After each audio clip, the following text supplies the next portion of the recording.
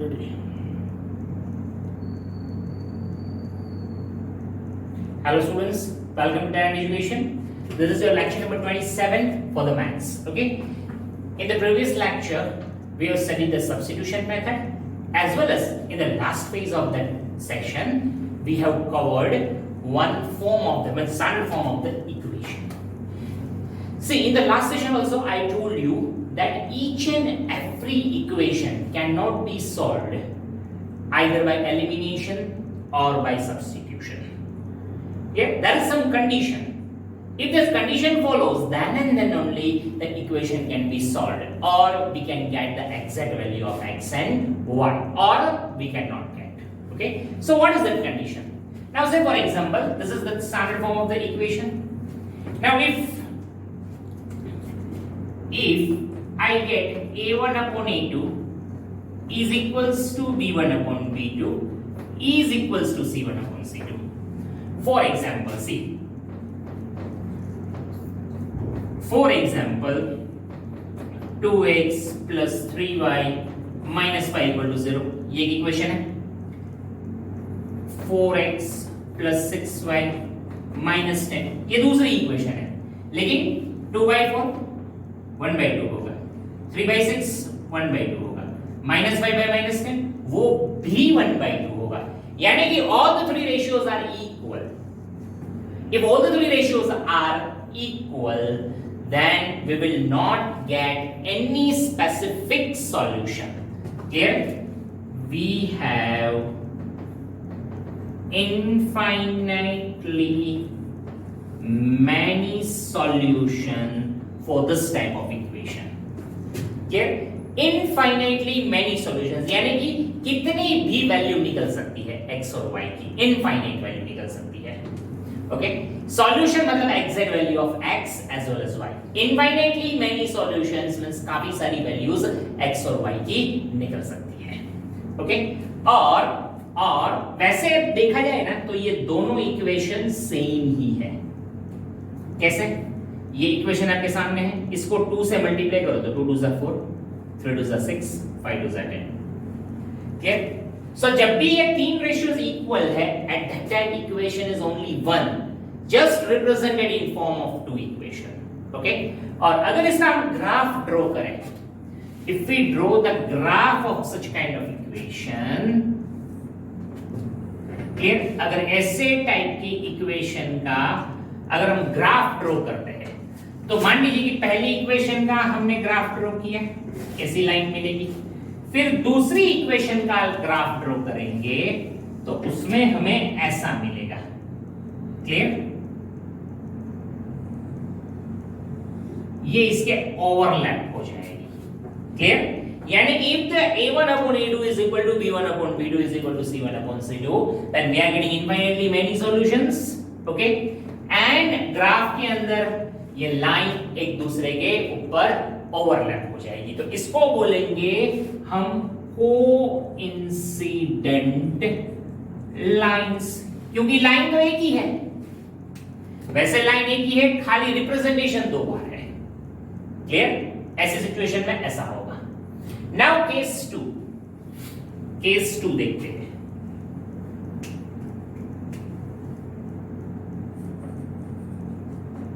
See case 2. What is this case? If a1 upon a2 is equals to b1 upon b2, but it's not equal to c1 upon c2. पहले दो ratio same है, लेकिन तीसरा unequal है. Clear? So for example,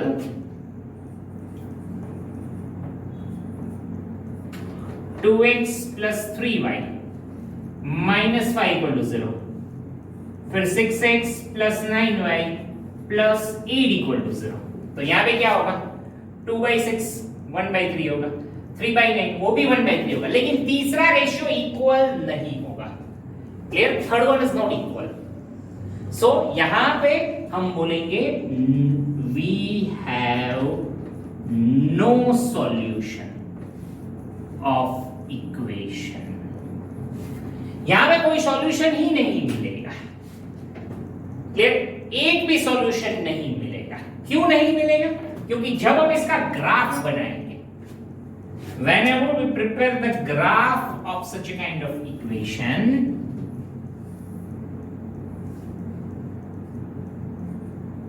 मान लीजिए कि पहली इक्वेशन की ये लाइन बनेगी, ओके, और दूसरी इक्वेशन की भी ऐसी लाइन बनेगी कि दोनों आपस में पैरेलल होंगे। Clear? We are getting parallel lines, दोनों आपस में पैरेलल, यहां पे एक दूसरे के ऊपर ओवरलैप हो जाते हैं। सो इनफाइनाइटली मेनी सॉल्यूशंस, यानी कि हर पॉइंट, ये आने वाले इक्वेशन में, रास्ते में आने वाले हर पॉइंट दोनों इक्वेशन को सेटिस्फाई करेगा। यहां पे एक भी पॉइंट ऐसा नहीं है कि जो दोनों इक्वेशन को सेटिस्फाई कर सके। क्लियर? अगर फिर भी नहीं क्लियर हुआ, नो इश्यूज। आप ऐसा समझिए कि अगर केस 1 है तो इनफाइनाइटली मेनी सॉल्यूशन मिलेगा।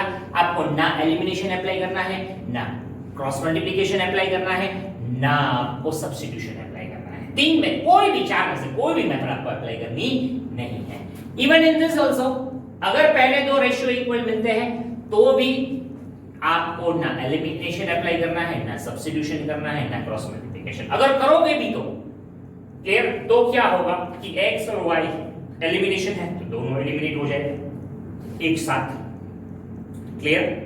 नहीं होगा इन शॉर्ट। ओके, हम आपको याद अगर हो तो हमने एक्सरसाइज 3.3 का जब हम एलिमिनेशन कर रहे थे, एलिमिनेशन मेथड कर रहे थे, तो एक्सरसाइज 3.3 के क्वेश्चन नंबर 1 का थर्ड सम हमने नहीं किया था। रीजन इज दिस, क्लियर, कि वो या तो केस नंबर 1 का होगा या तो केस नंबर 2 का होगा। क्लियर? और अभी एक और केस है, तीसरा case, that is case number 3। लेकिन पहले आप इतना लिख लीजिए, नोट डाउन कर लीजिए, खास करके ग्राफ भी नोट डाउन कर लीजिए। लास्ट सेशन में हमने ये किया था लेकिन ग्राफ नहीं किया था। सो अब प्लीज यहां पे आप ग्राफ भी कर लीजिए। क्लियर? वीडियो को पॉज करके फिर हम तीसरा केस करते हैं, which is the most important for this chapter. Okay okay, now case number 3। सी, ये इक्वेशन दोनों स्टैंडर्ड फॉर्म में है। Now if a1 upon a2 is not equal to b1 upon b2, पहले दो रेशियो ही अनइक्वल है। For example 2x plus 3y minus 5 equals to 0, okay, फिर x plus 5y minus 6 equals to 0। तो अब यहां पे देखिए a1 2 divided by 1 2 by 1, ये 3 by 5, तो 2 by 1 is not equal to 3 by 5। Clear? तो अगर पहले ही दो रेशियोज अनइक्वल है, ओके, तो आप कह सकते हैं clear, a unique solution. Clear? We have a unique solution. और अगर इसका ग्राफ बनाते हैं, if we prepare the graph for this and we draw the line,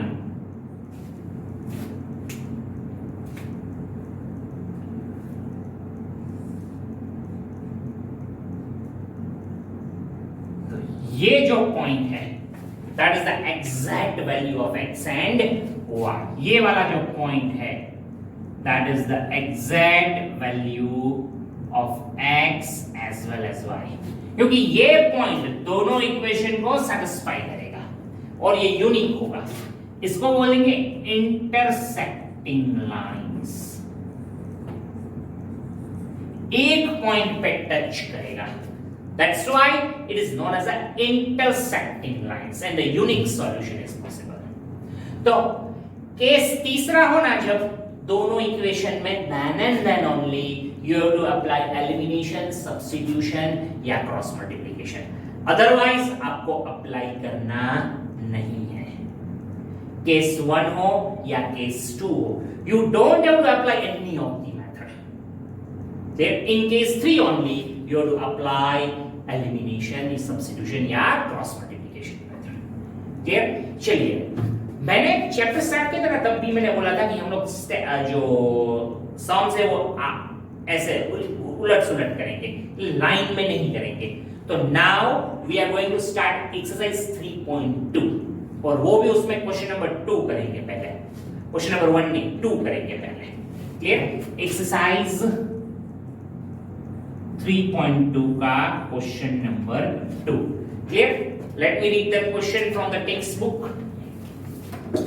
On comparing the ratios, ratio compare करना है।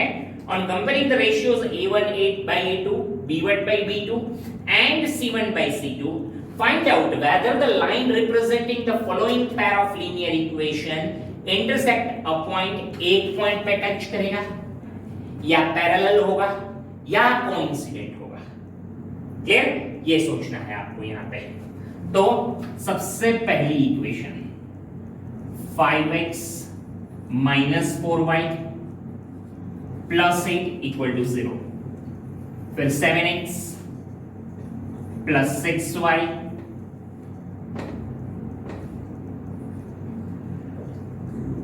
Minus 9 equal to 0। ये हो जाएगा आपका इक्वेशन नंबर 1, ये हो जाएगा इक्वेशन नंबर 2।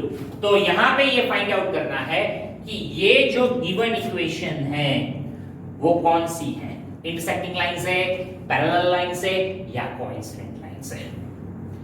अब सबसे पहले इक्वेशन को स्टैंडर्ड फॉर्म में कन्वर्ट करो। ऑलरेडी है ये स्टैंडर्ड फॉर्म है। क्लियर?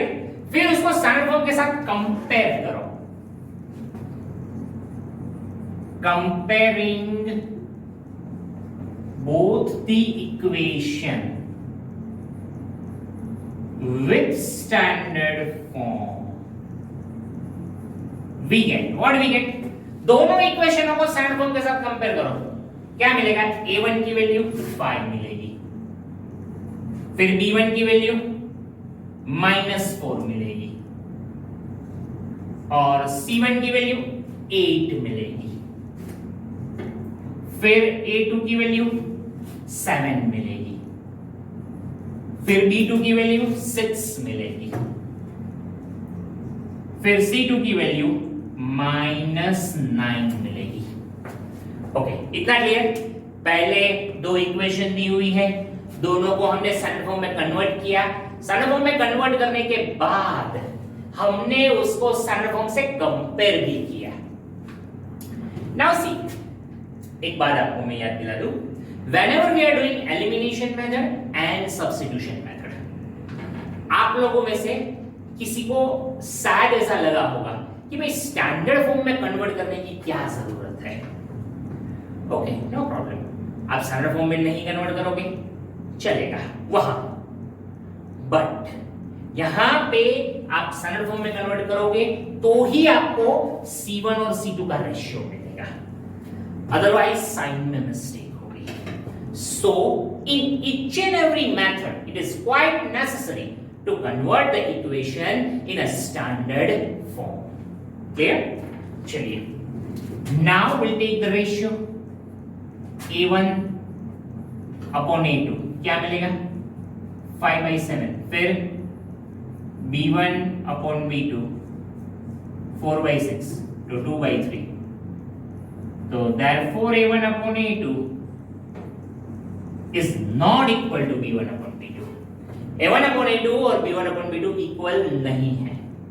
क्लियर? तो अगर नहीं है यानी कि कौन सा केस है? थर्ड केस है। क्लियर? तो हम कह सकते हैं therefore both the lines are intersecting lines and unique solution is possible। जगह नहीं है इसलिए शॉर्ट में लिखा हुआ है, but you can understood. Okay, चलिए फिलहाल आप वीडियो को पॉज करके आप इतना लिख लीजिए, बाद में हम आगे बढ़ते हैं।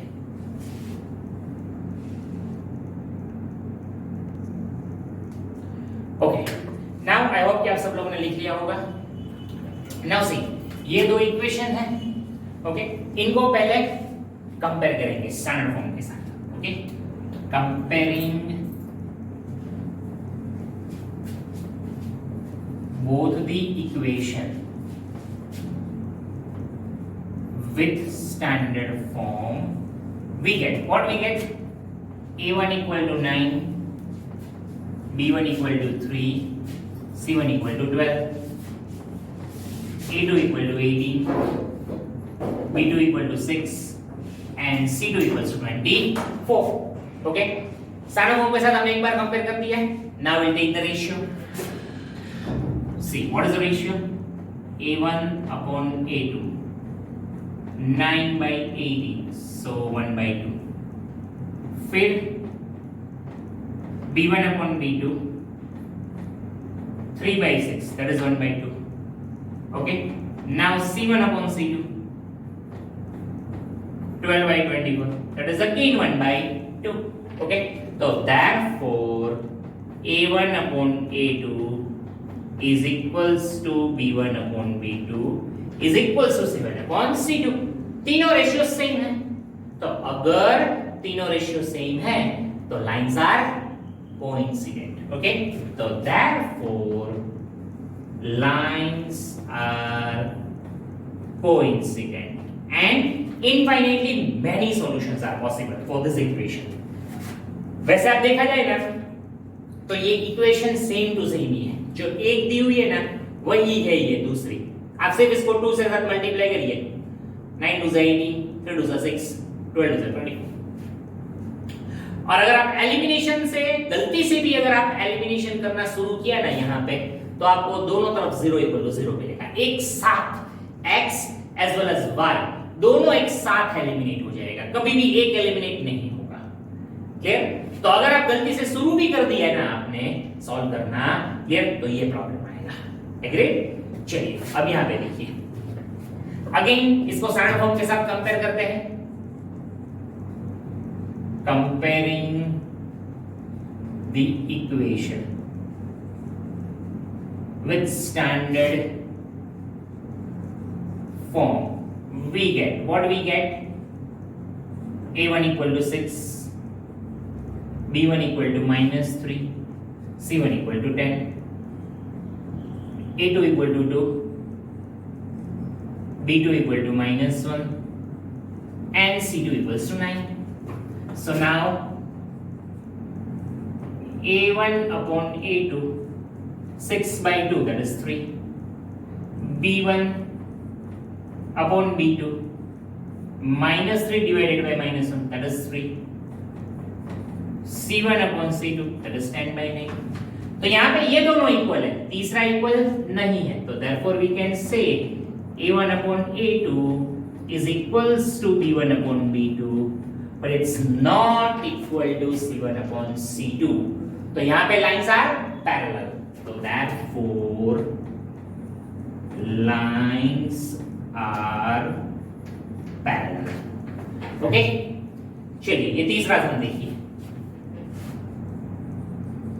Comparing the equation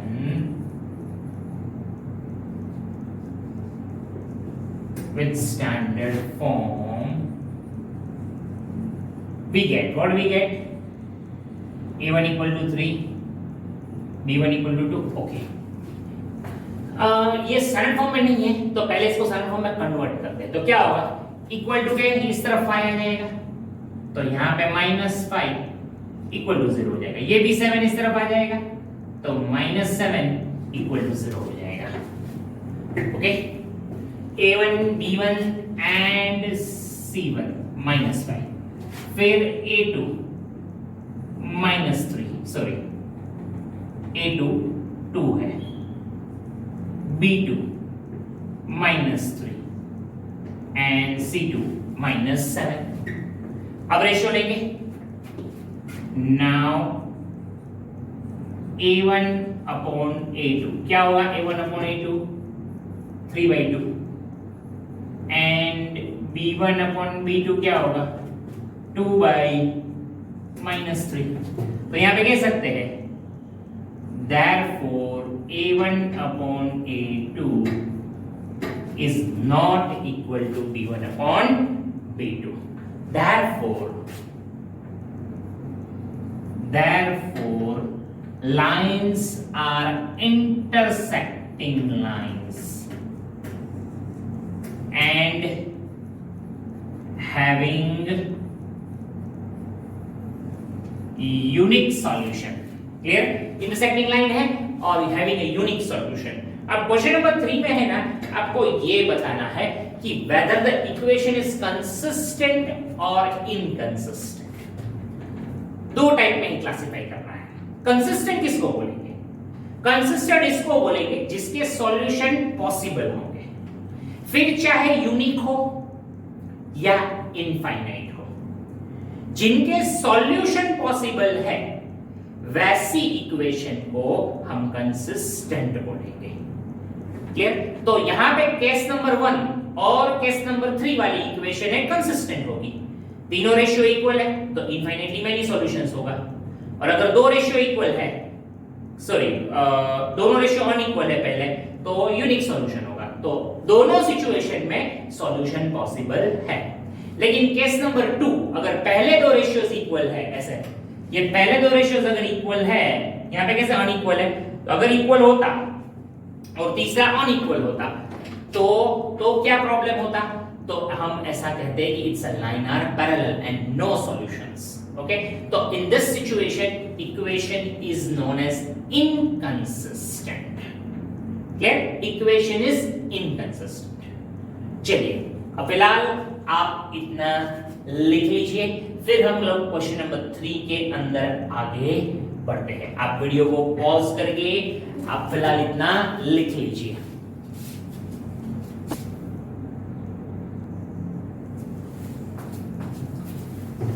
okay, I hope कि आप सब लोगों ने वो पिछला लिख लिया होगा. ये मैंने नए दो सम्स लिखे हुए हैं. चलिए इसको मैं पहले स्टैंडर्ड फॉर्म में कन्वर्ट करता हूं. 2x minus 3y minus 8 equal to 0. फिर यहाँ पे 4x minus 6y minus 9 equal to 0. Comparing the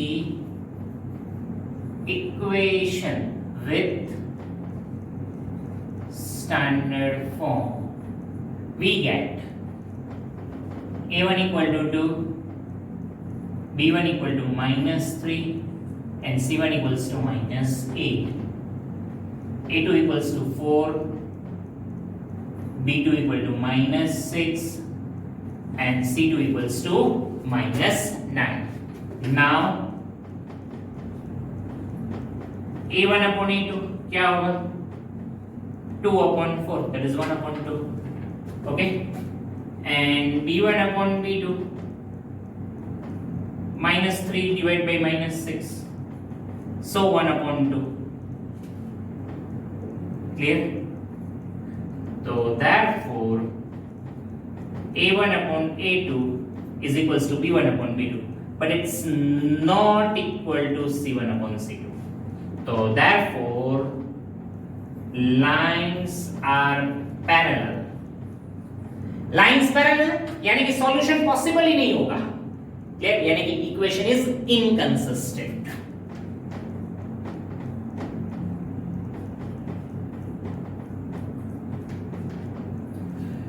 चलिए इन दोनों को देखिए. यहां पे एलसीएम लेना पड़ेगा 2 और 3 का. क्या होगा? 6. दोनों के नीचे 6, 3 ऊपर जाएगा, 9x, 2 यहां पे आएगा, 10y, तो that is equal to 7. 9x plus 10y that is equal to 42. 6 ऊपर जाएगा, 42 इस तरफ आ जाएगा. Take this as an equation number 1. Second equation देखेंगे. 9x minus 10y minus 14 equal to 0. Equation number 2. Now दोनों इक्वेशनों को स्टैंडर्ड फॉर्म के साथ कंपेयर करेंगे. Okay, comparing the equation with standard form we get a1 equal to 9, b1 equal to 10, and c1 equals to minus 42. a2 equal to 9, b2 equal to minus 10 and c2 equals to minus 4. Okay, so now a1 upon a2, so that is equals to 9 upon 9, that is 1. फिर b1 upon b2, okay, b1 upon b2, 10 upon minus 10, that is minus 1. okay, दोनों unequal है, दोनों unequal है तो unique solution possible है. Clear? And equation is consistent. तो therefore a1 upon a2 is not equal to b1 upon b2. Therefore equation has unique solution. क्या equation को unique solution है and it is consistent. Clear? The equation are consistent. Clear है ना? चलिए आप फिलहाल video को पॉज करिए, आप इतना लिख लीजिए, बाद में हम नेक्स्ट क्वेश्चन की तरफ आगे बढ़ते हैं. There is still some pending in this question. Okay?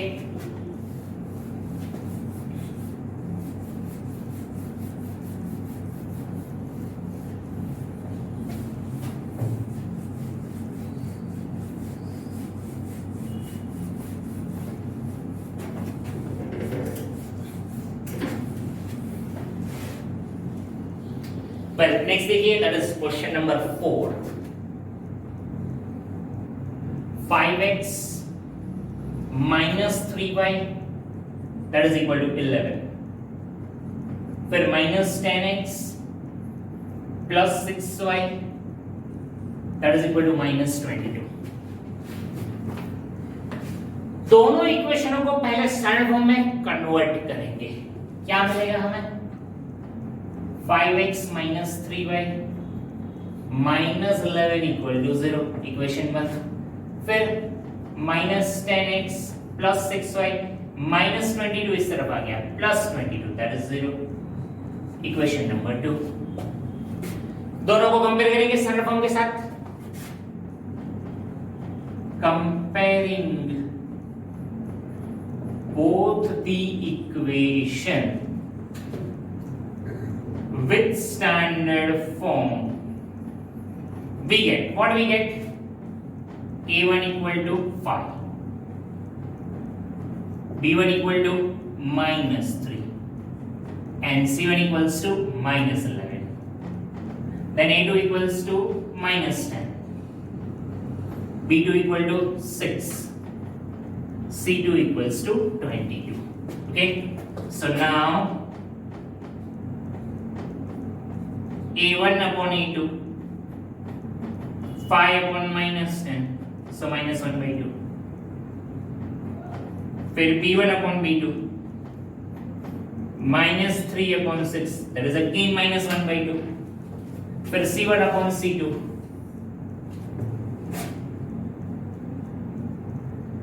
minus 11 by 22, again minus 1 by 2.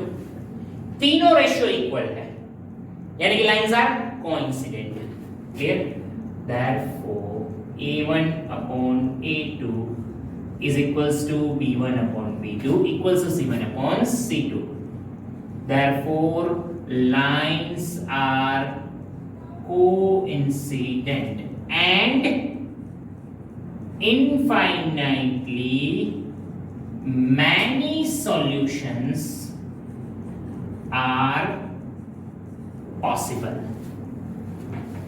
Infinitely many solutions are possible. तो इन इक्वेशन क्या होगी?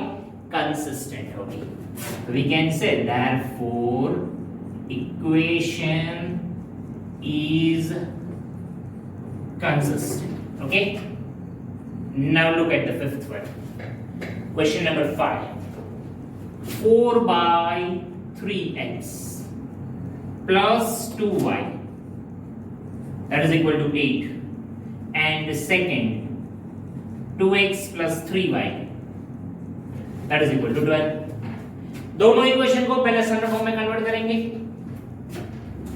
यहां पे कुछ नहीं यानी कि 1. दोनों के नीचे 3, 4x plus 6y that is equal to 8. So therefore 4x plus 6y that is equal to 24. 24 इस तरफ आ जाएगा. 4x plus 6y minus 24 that is equal to 0. Equation number 1. Now equation number 2 लेंगे. 2x plus 3y minus 12 that is equation number 2. दोनों इक्वेशनों को standard form के साथ compare करेंगे. Comparing both the equation with standard form, we get what we get. यहाँ पे a1 equals to 4, b1 equals to 6 and c1 equals to minus 24. फिर a2 equal to 2, b2 equal to 3, फिर c2 minus 12. So now a1 upon a2 4 by 2 that is 2, b1 upon b2 6 by 3 that is also 2, c1 upon c2 minus 24 by 12 that is also 2. तीनों ratio equal है. Clear. Same infinitely many solutions. Therefore lines are coincident and infinitely many solutions are possible. Clear? So therefore equation is consistent. Clear. Equation consistent क्यों है? क्योंकि solution possible है. Okay, चलिए आप इतना लिख लीजिए. क्लियर. और आज के लिए मतलब ये सेशन के लिए हम इतना कंप्लीट करते हैं. आपको ये टॉपिक समझ में आ गया होगा. अब इस टॉपिक के बेस्ड एक कैटेगरी के सम्स हैं that we are going to study in the next session. Clear. और अब तक अभी भी किसी ने भी चैनल सब्सक्राइब नहीं किया है तो प्लीज आप चैनल को सब्सक्राइब कर दीजिए. और अगर वीडियो को पसंद आता है तो आप लाइक भी कर सकते हैं. क्लियर. चलिए, थैंक यू एवरीवन.